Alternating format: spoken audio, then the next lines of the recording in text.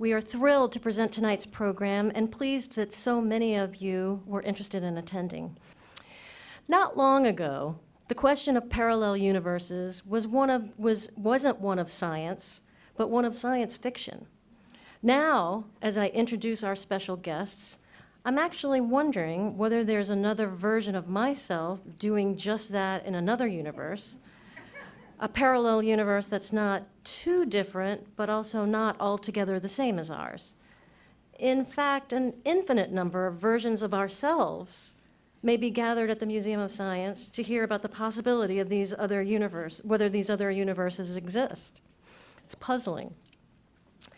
BrianGreene is widely recognized for a number of groundbreaking discoveries in superstring theory, the idea that minuscule strands of energy vibrating in at least 11 dimensions create every particle and force in the universe. A math prodigy and a Rhodes Scholar, BrianGreene currently is professor of physics and mathematics at Columbia University. He has described his objective as enabling the general public to see science as a living, breathing, evolving undertaking. And he has certainly accomplished that through his popular three-part Nova series, The Elegant Universe, and his best-selling books. So please join me in welcoming BrianGreene. Thank you.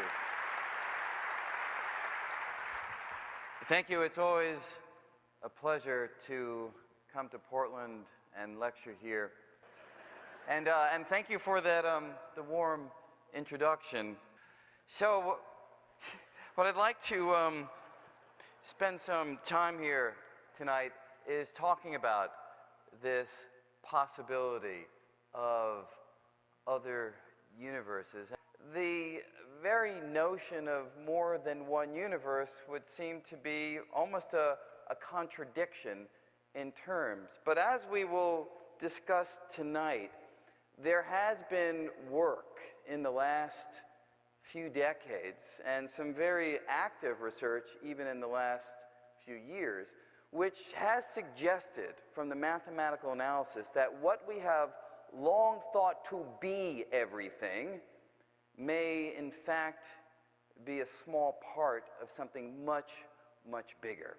And that much bigger expanse, as I'll describe, may include realms that should rightly be called universes of their own, and thereby giving us this notion of multiple universes, the multiverse. And as we'll see tonight, we'll see very concrete ways in which our mathematical investigations, and I really emphasize this, none of what I'll be talking about here tonight involves data or observational proof of these ideas, but I hope to convince you that the mathematical investigations under the assumptions that I'll lay out are compelling enough that these ideas need to be taken seriously and investigated to their fullest. The possibility that our universe is one of many universities. Universes, yes.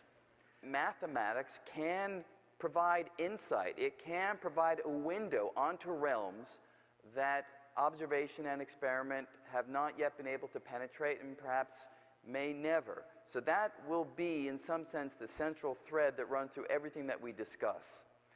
Well, I am just a configuration of particles, as are all of you, as is the Earth, as is the Sun. If the configuration of particles that we show in evidence here repeats somewhere else in the cosmos, as it must by that little argument that I just gave you, then that means that out there in the cosmos there are copies of you and me, the Earth, the Sun, and everything else.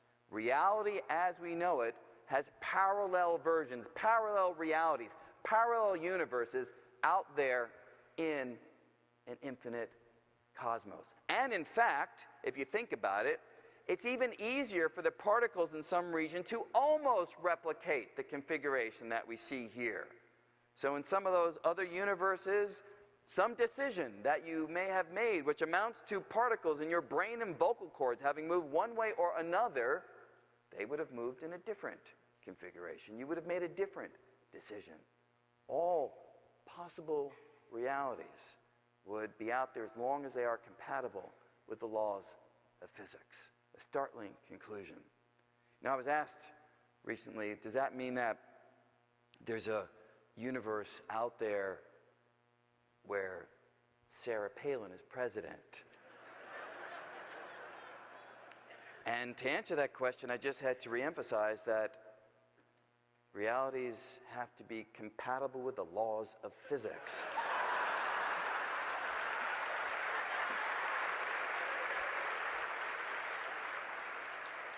So this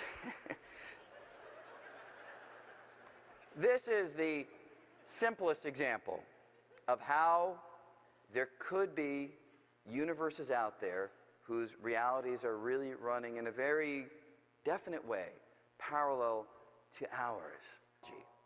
And again, we believe these ideas not just because they're interesting, not because they're creative, but because of data. The bottom line takeaway message, if you will, is this.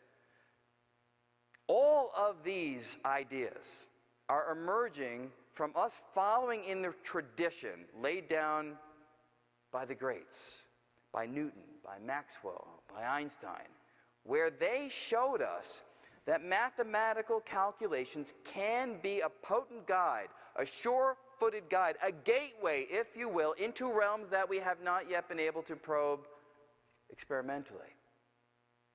Is that the case here? We don't know yet, because you don't know whether the math is right until you test it. But I hope that this convinces you that these ideas are sufficiently compelling, that it's worth taking seriously the possibility that we are one of many universes. And frankly, if we, in our lifetime, are fortunate enough to get experimental or observational confirmation of any of these ideas, and we learn that we are part of a multiverse, that there are other universes out there, I just can't imagine anything more thrilling than that. Thank you very much.